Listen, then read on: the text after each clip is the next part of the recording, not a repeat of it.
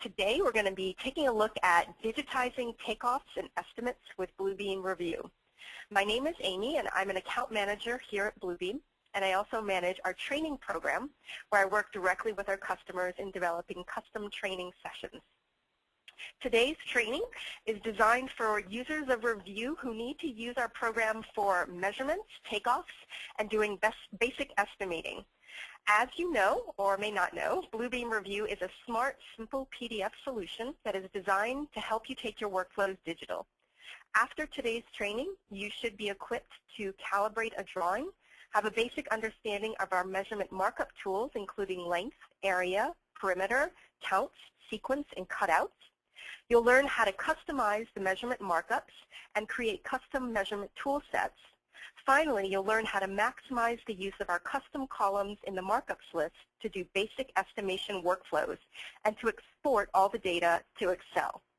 While Revu is used by many, for this training we're going to be assuming that you're working within the AEC industry and the associated workflows. But at the end, I'll cover some additional options for creating more customized trainings. So let's take a look at the agenda for today. I'm going to get started, as I do with most of my webinars, with just a basic overview of our interface and navigation. And then we'll talk about our custom profile specifically for estimation. We'll go over all of our measurement markup tools, talk about how to calibrate a drawing and how to customize those measurement markups. Then we'll go into our tool chest and how to save custom measurement markups and create custom tool sets. Finally, we'll look at our markups list for tracking, importing comments, and creating specialized custom columns for estimation. And then I'll take you through 3 different workflow examples, really showing you the power of what you can do with those custom columns for basic estimation. Finally, we'll talk about how to export all of your takeoff data so then you can import it into Excel or other programs. And I'll cover some additional options for getting some more training. Today's training is going to last about 45 or 50 minutes, and we'll have a little bit of time left over at the end if any questions come up. If something is not clear to you during the training, or if you just have additional questions, please type them into the question area in the lower right-hand corner of your screen. This is available to you throughout the whole training, and I have my colleague, Luke Prescott, sitting here with me, and he's going to be answering all of your questions. So please don't hesitate to make good use of him. Also wanted to let you know we will be recording this training webinar, and we'll have it on our website sometime next week. So let's go ahead and get started by examining the Revu interface so you can gain an understanding of where the tools are located. The Revu interface is designed with a command bar here at the top, and these first 6 icons are always going to stay up in the upper left-hand corner.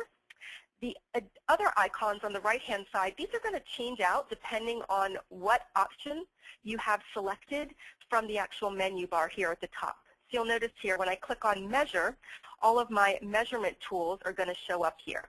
Anytime there's a down arrow, you can always click on that to see the different options. For instance, the length and the perimeter tool are located right here.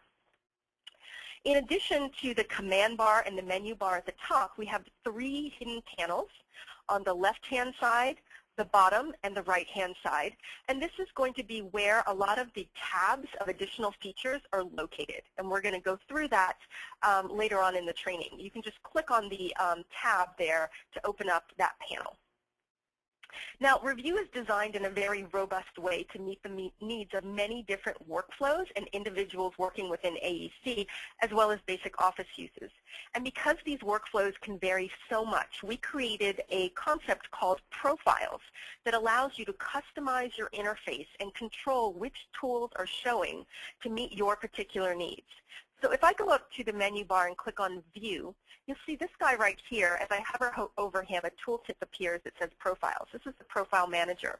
So if I click the down arrow, you'll see these are the profiles that come pre-shipped with Revu. Right now I'm in a simple profile, which is good for just basic PDF viewing. If I switch over to Estimation, what you're going to notice is my interface reconfigures itself a bit, and now I have a number of additional toolbars that are located here at the bottom. Also on the right-hand side, I have all of my markup tools, including all of my measurement tools. Because as someone who's going to be using Revu for estimation, those measurement tools are going to be something that I'm going to need to use frequently. So a profile controls what toolbars and commands are showing, how the interface is laid out, and also what custom tool sets are available in the tool chest. And we'll cover what custom tool sets are in just a little bit. So what a lot of our customers are doing, if you click on this profile guide, you get the Manage Profiles dialog box, is they're actually setting up custom profiles either for a specific department, specific discipline, or maybe one for your whole company. So I can just click on Add, and let's say I'm ABC Estimators. I can set up my own custom profile here. I'm going to say OK. Then I could go in here under View and then Toolbars. If I click the down arrow, you'll notice this is where I have all of my toolbars that I can turn on and off. So for instance, if I didn't need to have some of these, maybe I don't actually need this Edit toolbar, I could turn that off. I could then turn additional ones on if I need them. And then I could go back to my Profile Manager, and I could save this. And then I could go in and I could export this. And that's the power of the profile, is to be able to export it and share it with your team. Everyone else could then import it and then open up the Manage Profiles and be able to be running off of the same consistent looking interface. When you do save that profile, you want to make sure you check this box that says Include Dependencies. That's going to save those custom tool sets to this particular profile. So not only will someone be running with the same looking interface, but they'll also have the same customized tool sets as well. So that's the idea behind our custom profiles. Let's now jump in and take a quick look at opening up a PDF file and moving around within it. So I'm actually have this file open right here. This is a basic floor plan. You can see down in the lower left-hand corner, it tells me the size is 42 by 30 inches. This is one that I already started doing some takeoffs on. If I need to zoom in on this, if you're familiar with using CAD programs, it's the same functionality. If I turn my scroll wheel upwards, it's going to zoom in. If I turn my scroll wheel downwards, it's going to zoom out. If I need to pan, I can just simply press down on my scroll bar and be able to pan over, for instance, in this upper left-hand corner. Then I can easily zoom in and out. So it's very smooth to be able to maneuver about even very large format drawings.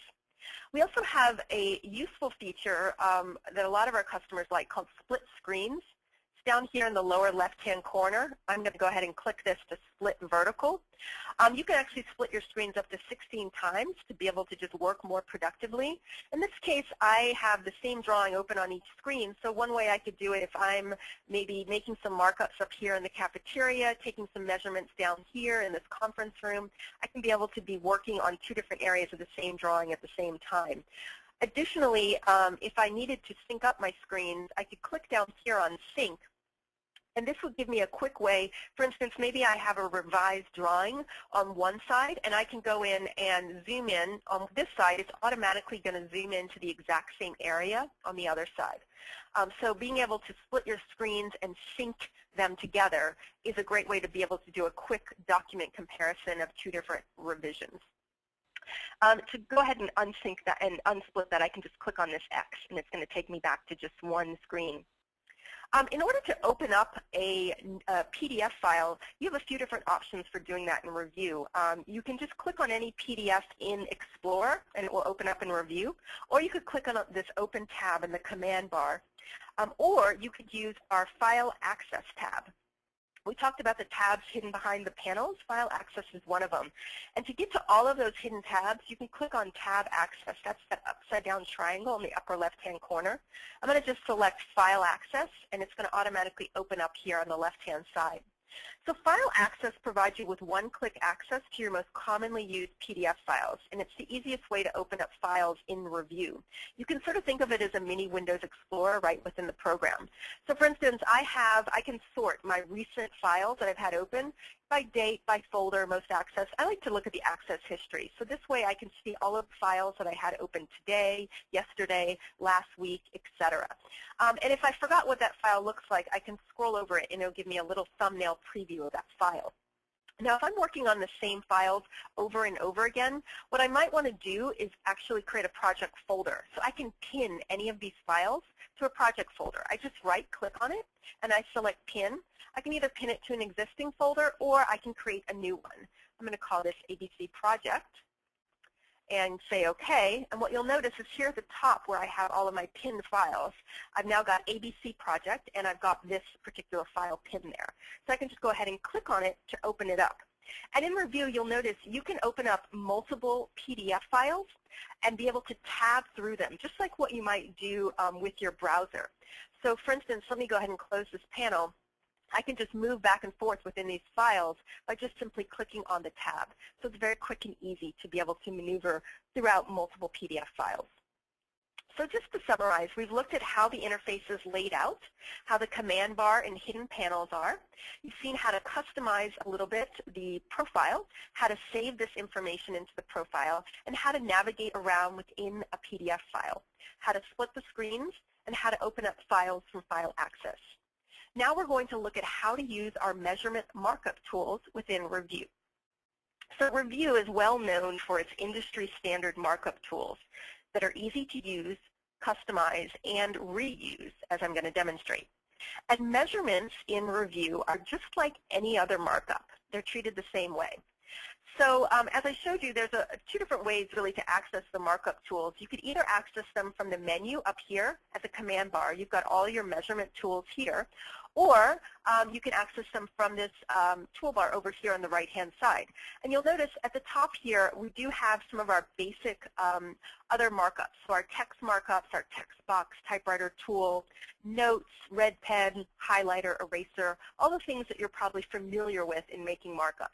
And then underneath that, we have our markup tools.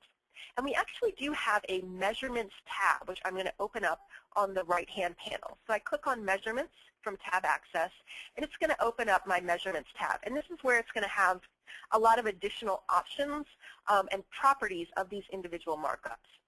So the first thing that I want to do whenever I'm going to start taking some measurements on a PDF file is I want to calibrate the drawing. Even if you have a scale already there in the drawing embedded, we still recommend that you calibrate it just to make sure that you absolutely have an accurate scale there. And all you need to know to calibrate a drawing is the distance between two known points. So I'm just going to go ahead and click on the button that says Calibrate. It's going to ask me to select 2 points to calibrate the measuring tool. I'm going to go ahead and say OK. I'm just going to zoom in. You'll notice as I put my cursor over the center point of these lines, a little crosshair appears. Because this is vector content, it's outputted directly from AutoCAD, it is locking to that precise center point between these 2 lines. So I can rest assured that I've got an exact measurement here. If you do have a scanned file, it's obviously not vector data. You can still take measurements within Review. You just have to be a little more careful and zoom in really good to make sure that you're getting the precise point. So I just calibrated it, but I want to double check my work. So I'm going to go ahead and select the length tool. I could select it here. I could select it from my toolbar. I could select it up here. We give you a couple different options depending on how you like to work. So I'm going to select it. I'm going to, again, put my cursor at the center point, and I'm going to hold down on the Shift key. Whenever you hold down on the Shift key when you're using measurement tools, it's going to automatically draw a straight line. So I did that, and I do see that indeed I was correct. My calibration is correct. It's 6 foot 8 inches. In Review, we do support what's called viewports. And as you probably know already, a viewport will allow you to have different scales within the same drawing. So for instance, to show kind of where this might be used, on this drawing, the drawing itself here, the first floor, is basically have a 1/8 inch scale. But over in the center, there is a detailed view of this electrical room 113, and this is drawn at a 1/4 inch scale. So what we would typically do in this case is, you'll notice down here we have our viewport section. I would add a viewport and draw a square around this electrical box and set it to a different scale. And one thing that I wanted to point out about the viewports, when you calibrate your drawing and you start taking measurements, if you ever have a situation where the measurements are not coming out accurately, double check the viewports and just make sure you don't have any old viewports saved in there. Occasionally, if, for instance, the architect sends you the drawing out of AutoCAD, it might have some old viewports saved in there. If you see anything there, you can just select it and then delete it, and that should correct your measurements. We do see that coming up from time to time, and that's just why I wanted to mention that. So that being said, we've calibrated, we looked at viewports. I want to just show you an example of some of our most commonly used measurement tools. So I already showed you how to use the length tool when I did that check. We also have an area measurement here. So I can just select it, then I can go over to this classroom, and I can just simply, in this case, I'm just going to draw a rectangle around this. I could also pick points if I wanted to do that.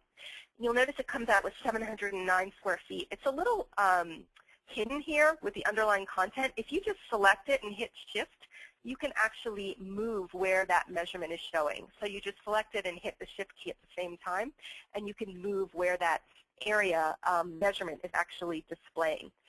So I just took a basic area measurement there. I could also, if maybe I was doing some takeoffs for baseboards, I could then use the perimeter tool as well. So I'm going to go ahead and select the perimeter tool and go over to this particular classroom 104, and I'm just going to take a perimeter there. And you'll notice my perimeter is showing up. It's 120 feet and 5 inches. Also, I wanted to point out with this classroom measurement that I took over here, and I've got it selected, you'll notice down here you also have a graph here that's showing you what my area is and what all of my different measurements are. If I was taking multiple measurements, it would display it all here. Another thing, because the measurement markup tools are just like any other markup, I can apply certain properties to it. So I can change the appearance of this markup. Let's say, for instance, I want to go in here and I want to put a background color. I can do that under the Properties tab here. This cogwheel is our Properties tab. So let's say I want a fill color of actual to be, I'm going to make this one. Oops, actually select this.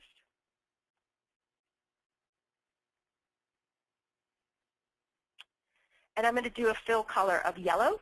I'm going to make the opacity, the fill opacity, and bring it down to 40% so I can see the underlying content. And then you can also add certain hatch patterns to it. And I'm going to go ahead and do a 30% dots hatch pattern. So I've just applied a few properties. Another thing that you're going to want to do, just like you do with our regular markups, is you're going to want to change the subject line. By default, the subject line of a markup is going to be the type of markup it is, in this case an area measurement. I'm going to actually make this carpet, because I'm doing some measurements here for carpeting. So I'm going to make the subject line relevant to that. You'll notice on this conference room over here, the subject line is hardwood flooring. So the type of material is actually what I'm setting the subject line to be here.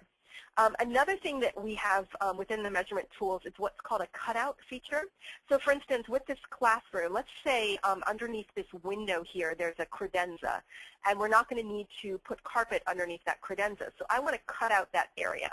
So I can go back to my Markups tool, and you'll notice over here there's an option for a cutout. So I can select that, then I can go over here and I can just cut out my area for the credenza. And now you'll see that area measurement just reset itself. So now it's gone down to 660 square feet.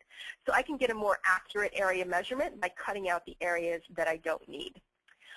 Another feature that I wanted to show you in terms of using our measurement tools is the ability to create an arc and draw a curved line. So let's actually go over here. I'm going to zoom out and zoom in over here. We've got an awning that has a curved line on this particular drawing. So let's say I need to take the area of this awning. I'm going to go ahead and select my area tool here, and I am going to just simply pick points over here on the awning. And now I'm going to go in here to roughly right here. And I'm going to right click and I'm going to say convert to arc. So it's going to convert it to an arc, and now I can take this control point that's been added there and I can adjust the control point to be able to draw an arc there for that curved line. So not perfect. I would want to play around with that a little more to get it exact, but essentially I just right clicked on it and I converted it to an arc. And that will allow me to go in there and create that curved line.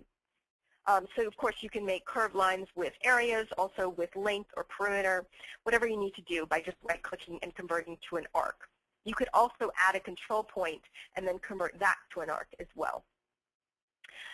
So I showed you the length tool, the area, the perimeter. We also have a diameter, angle, and radius and volume. I'm not going to go into those today. And we have the ability to apply counts. So if you're going to be counting hardware, counting doors, counting bathrooms, anything like that, you can use our counting tool for doing that. In this case, I'm actually going to go down here, and I'm going to count some toilets down here in the bathroom. So I can just go ahead and select that count and go in here and just start checking them off. I'm going to count these. And then if you go into the properties over here, and I select these, we have some options for changing these. So for instance, I can change the color if I wanted to. I could also change the shapes. Maybe I want these to be circles instead. Change the scale of this, make it larger or smaller, as well as the opacity. And then I would want to go in here and change the subject line. I'm going to just go ahead and call these toilets to make it relevant to the exact item that I'm actually counting. If I went in here and let's say I was counting and I got distracted, started doing something else, and then I needed to pick up that same count, I could just click on those items, right-click, and then I could say resume count. And then I could go back in and it would start counting those same items for me again. So you can easily go back and resume any sort of count.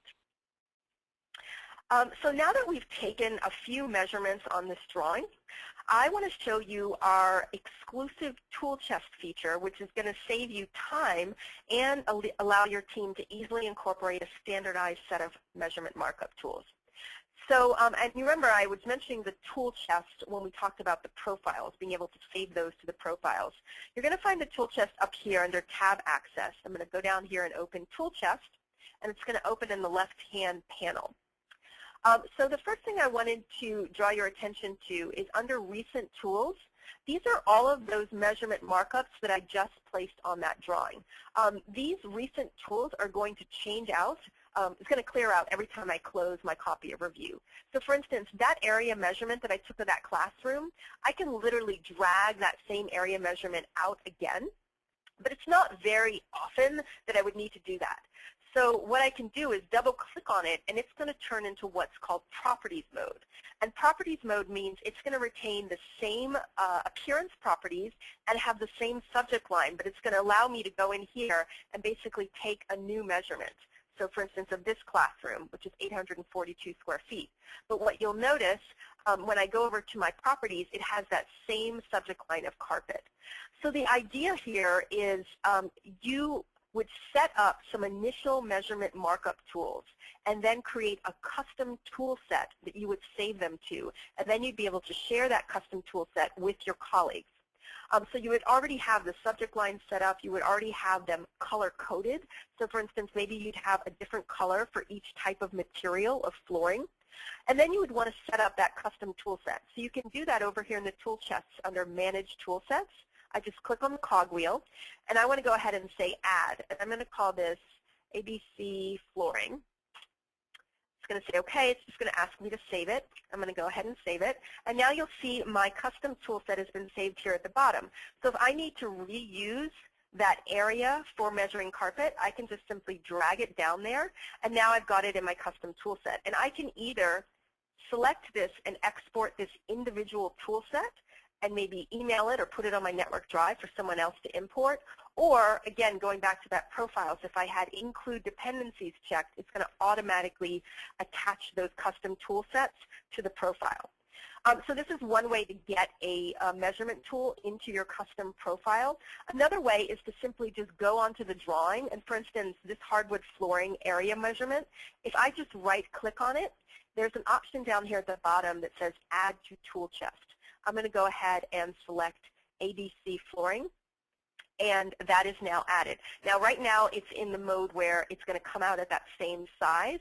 I want to double-click on it, and that's going to turn it into Properties Mode, and that's where it's going to allow me to go in and take a new measurement using those same properties. And one thing that I wanted to show you is on the Bluebeam website, under the Support tab of our website, we have a number of custom tool sets that you can download. So under Support and then Tool Sets, and you'll notice we do have one on there for estimation. So you can go down here, and there's an estimations tool set with a number of different measurement markup tools already set up for you. So you can download that to get you started. It's going to look very much like this materials one that I already have set up here. So one other specialized markup that our customers use when they're doing takeoffs that I wanted to show you is the sequencing tool. So we already talked about using the count tool, and that's definitely something that a lot of people like to use. But other people like using the sequencing tool. And the sequencing tool, you'll see there's a special sequence and actions tool set that you have in your copy of Review. A sequence markup is basically a text box attached to a shape. And within the text box, there's going to be a number that's going to automatically sequence, increment up the numbers each time you place a markup down. So some people prefer to use sequencing for doing their counts. So if I want to basically go in here, let's say I'm going to be counting doors, and I want to keep them in sequence. I'm going to just select which one I want to use. Let's say I'm just going to use this triangle one. I'm going to actually drag it down to my custom tool set here. So now I've got it down here, and I'm going to first go in here, and I'm going to change that subject line to say door A1, because that's the type of door that I'm counting. So now that I've set that, now I can go in here to each of the doors, and you'll notice each time I basically click down my mouse, it's automatically going to place a new markup down on the drawing. I can just keep placing these doors down there. And they're sequencing. And what you'll notice, I just hit escape to stop doing that. Again, just like with counts, if I get distracted and now I need to go back and add more doors, I could go in here and click on it, right-click, and say resume sequence. And it's going to allow me to go in here and start adding in more doors. And then you're just going to, again, hit escape, and it's going to get you out of there. So now we've covered how to calibrate, how to take measurements, and how to save your markups, measurement markups to the tool chest. We're now going to move on to tracking with the markups list and creating custom columns for more advanced estimation workflows. And just as a reminder, I do have Luke here available to answer any questions or give you more details about any of the actions that I'm doing here. If you missed something or you just want some more info, please feel free to reach out to him. So the markups list, which is located down here in the bottom panel, is a specialized tab that provides powerful features for processing, accessing, reviewing, and summarizing all the markups on a PDF. So you can manage and track every single markup made on the drawing in this list. You can think of it like an Excel list that lists the items that you already did takeoffs on, and will also list additional data like who did it and when it was actually marked up. So if you were still working on paper for your takeoffs, you'd normally have to transcribe your handwritten notes into Excel. This markups list does all that for you. But what you're going to see is it's actually very powerful. More than just recording what you counted or measured, you can also add additional data fields right into the list to help you track costs, type of material, due dates, or literally anything else you can imagine. The sky's really the limit in how you can use our markups list. So as I mentioned, it's down here in the lower panel. You can open it up by just clicking on that or going to tab access and opening up markups there. First of all, just to take you through the markups list, you could literally go in here, and as you click on an item, you could click through it. You'll notice that on review, it's going to highlight that particular visual markup on the drawing. So you can see we're going through all the rooms that have hardwood flooring, and it's basically skipping around to that visual markup. So you can take yourself through each of those on the drawing itself. You could also go in here and sort by the subject line, which is what it's done right now. So you'll now see why that subject line is so important to change. So I can easily see all of my baseboard measurements, carpet, concrete, all of my door counts in there. That's why it makes sense to go in there and change that subject line to something that's very relevant. And you'll notice, for instance, for these baseboard, these are all perimeter measurements. It shows the length of the perimeter here, and then it gives you a subtotal here at the top for all of those different perimeter takeoffs that you did on the drawing. You also have the ability here to turn columns on and off. So the markups list comes with a bunch of columns already set up. So for instance, the author, who took the measurement, the date and time it was taken. All of these can be turned on and off from this column right here. You could also reorder things simply by dragging and dropping them. If you maybe wanted the dates to be in front of the author, I could literally just drag it and replace it where I want it to be to reorder those columns. If you ever just needed to turn off all of the markups, maybe you want to take a printout of this drawing that's very clear, I could just turn this hide markups on. It's going to automatically make all the markups disappear, so I could print it out clean, and then I could just go ahead and turn those markups back on. So that just toggles on and off. One feature I want to show you, and I'm actually going to get rid of these counts here before I do this, is the ability to import someone else's markups onto this drawing. So let's say you were assigned to go into this drawing and take a bunch of area or perimeter measurements of the rooms, and someone else was in charge of counting. And they had the same drawing but with all of their counts on it, and you wanted a quick way to merge their markups onto this existing drawing. So you can use our import comments feature here right from the markups list. I'm going to select that, and it's going to tell me to select that PDF that I want to merge.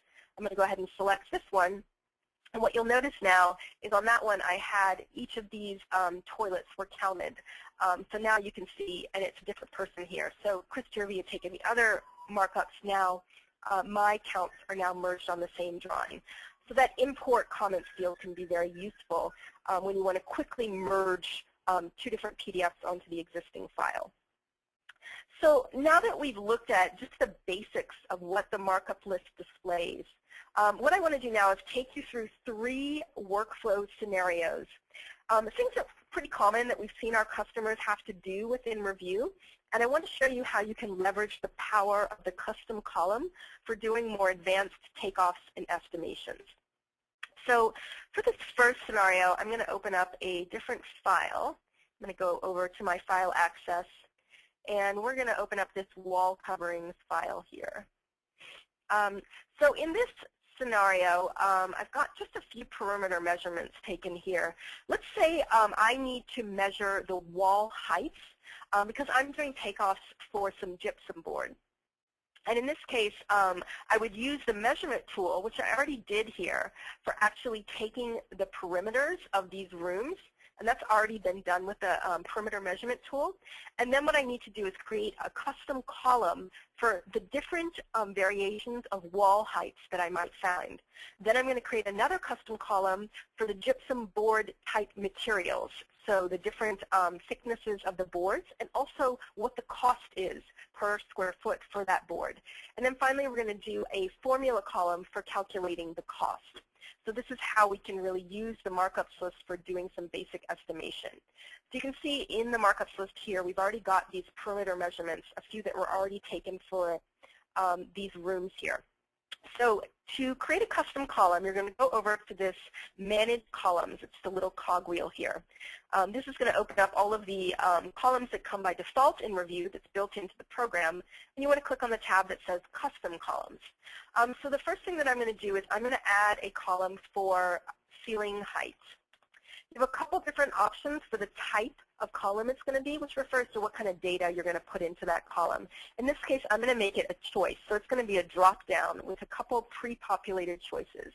In this case, let's say I either have 8-foot ceiling, and I'm going to assign a numeric value of that for 8, or possibly in some of these rooms, there's a 9-foot ceiling, and I'm going to assign a numeric value of that of 9. And if there's one particular type that's going to come up more than others, you could assign that as a default to make it easier on you. So I've just assigned 2 different ceiling heights. I'm going to go ahead and say OK. So that's the first custom column that we've added. Now I'm going to add a second one that is going to be a formula that's going to basically calculate the wall area square footage. I'm going to call that wall area square feet. And this is going to be a formula. So starting in Review 11, we have a new thing called a formula editor that's going to make it a lot easier when you're doing formulas, because it's going to kind of guess at what you're trying to do here. So in this case, I'm going to just start typing. As soon as I type an L, it's going to open up these different variable options. It knows, it's assuming what I want is the length, and it's correct. So I'm going to double click on that, and then I'm just going to multiply that by, and I'm going to start typing again. As soon as I type a C, it's already guessing what I want to put in here, and that's correct. I want the ceiling height. So I'm just going to double click on that. So it's going to multiply the length of the perimeter of the room by the ceiling height, and it's going to come up with the wall area square footage. So I'm going to add another a custom column for the board type. So it's really the material. I'm just going to put board type here. This is going to be a choice column, and I'm going to just add two different options. So we've either got a 5/8 inch board, and I'm going to add a price to this. So this is going to be $3 per square foot. So I'm going to assign a numeric value of 3 there. And the second option that I have here is a 1/2 inch board. And for this, it's going to be $2 per square feet. So I'm going to make that 2. So I've got 2 options for the different types of gypsum board. And then the very final custom column that I want to put in here is going to be the subtotal. And again, this is going to be a formula. And this is going to basically take the wall area square footage. So I'm going to select that one. And I'm going to multiply that by putting the multiplication star there by the board type. So I'm going to double click on the board type. And I'm going to make this format to be a currency. So it's going to give me actually a dollar value for the price of those materials. So I know that seems like a lot of work, but really it's just setup time, and you can actually save these custom columns either into this existing drawing. So when I set these up and save this drawing, it's going to save these custom columns in there, or I could actually just export these custom columns here to a file and then be able to send it to someone else, and they could import it onto this drawing. So you do just have to do these custom columns set up one time, and then you can reuse them over and over again. I'm going to go ahead and say OK. And now what you'll notice down here is we have all of our different custom columns in here. So I can simply go through for each of these rooms, and I can select the ceiling height. It's automatically going to calculate the wall area square footage. Then I can go in here and put the board type, and it's going to give me a cost. 5/8 inch. And it's going to basically do all of that pricing for me. Very, very easy. And again, if you needed to change something, you'll notice on this one, $807. If we change our mind and say we want to go to 1/2 inch board, it's going to recalculate that cost for you. So some of the stuff you might be doing in other programs or maybe in Excel with formulas, you can actually do this right from within Revu. So that's how you can use those custom columns for calculating out the materials cost. So let's look at another scenario. I'll go ahead and open up another file here. And this is a very simple one, but it comes up very often. It's basically the concept of calculating for overages. So let's say in this instance, we are measuring for a conduit length here. So we actually have the length of a conduit that we need to measure, and we need to add in an overage that's going to consist of the distance between the 2 levels on these floors. So we can create a custom column for creating that overage. And you can really extrapolate from this example and create a column for other types of overages. For instance, if you're measuring for flooring, and let's say you always want to buy a little bit of additional flooring material, you could create a custom column that's going to multiply the area square footage by, say, 110% for calculating some carpet overage. So in this case, I'm just going to show you how it's already set up here. You'll notice we have the lengths here. And if I go back into the custom columns, we set up 2 of these. The first one is basically the height. So in feet, this is going to be, if I click on Modify, we can see the riser. So the distance between the 2 levels that we want to add in to that perimeter. So we know how much more conduit we need to purchase. And this type is just going to be a number. So because it can vary, we're just going to have the person input a number there. And then we have a total length, which is a formula. And all this is doing is it's just taking the length of that conduit, and it's adding in that riser in feet, so that height there that we need to add in there. And I'm going to say OK here because we're already set up. So for instance, if instead of being 10 feet distance, let's say it's actually just going to be 8 feet, I can go ahead and change that, and it's going to update the total length. So it's applying that overage by just adding those 2 numbers together. Very simple, but it's a very common workflow that we see our people who use Revu for estimation that they need to do. So the final situation that I want to show you has to do with counting items and leveraging our visual search option. So let's go over and open up another file here. And on this particular file, we have a large number of these receptacles, electrical receptacles that I need to count. Again, manually going in here and counting them is going to be quite labor intensive. So Revu has a feature, and this is under the search tab, these little binoculars. This is where you can do a text search, but you can also do a search for symbols. It's called a visual search. So I'm going to go ahead and select visual search. I'm going to go ahead and check off all of the options here in here, and I'm going to set the sensitivity to be at its lowest here. And I'm just going to go onto the drawing. I'm going to zoom in here on this receptacle. I'm going to click on Get Rectangle, and I'm just going to take a little snapshot image of this receptacle. And I'm going to go ahead and tell Revu to start searching. Revu in visual search, it can search an individual document. It can also search an entire folder of files. So you could literally search 100 files for receptacles while you go out to lunch. Very, very useful tool. And in Revu 11, we added a number of new features to the visual search option. So now it'll search different rotations of the same symbol, or if there's any sort of line interference, it will still find those symbols. So it's a very, very powerful tool. And you'll notice down here at the bottom, Revu has found 140 results in this document. So I could go in here and I could say check all instances of that, and then I could apply certain actions to it. And in this case, what I want to do, I could hyperlink it, I could highlight it, but I want to actually apply a count. So now Revu has just gone in here and it has just counted 140 receptacles on this drawing. Now what we normally see and what we tell people, visual search will generally get you 95% of the way there, which is a big deal. But we always recommend that you do an actual manual check to make sure, because as you can see, there's a few in here that didn't get picked up.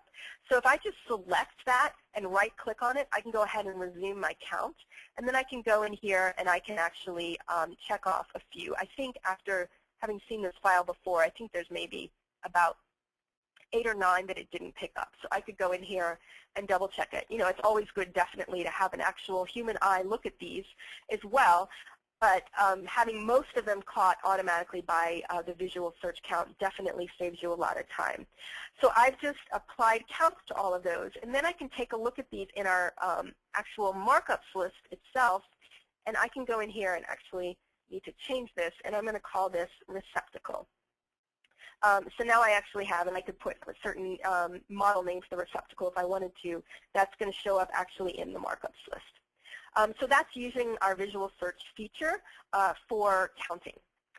So one final thing that I wanted to show you in Revu is basically how to take all of this data, this measurement data, these calculations that you made, once you've finished using the measurements and the counting tools, how you can actually take that data and export it. So then you can then work on it within Excel or any other program that you might use for estimation. So I'm going to go back to that original A201 file that I was looking at before, and I'm going to export this data. So if you're going to go down to the markups list to do this. The first thing that I wanted to show you, which I didn't show you before in the markups list, is that I can go in here and filter data. Let's say for this particular case, I only want to look at the baseboard measurements.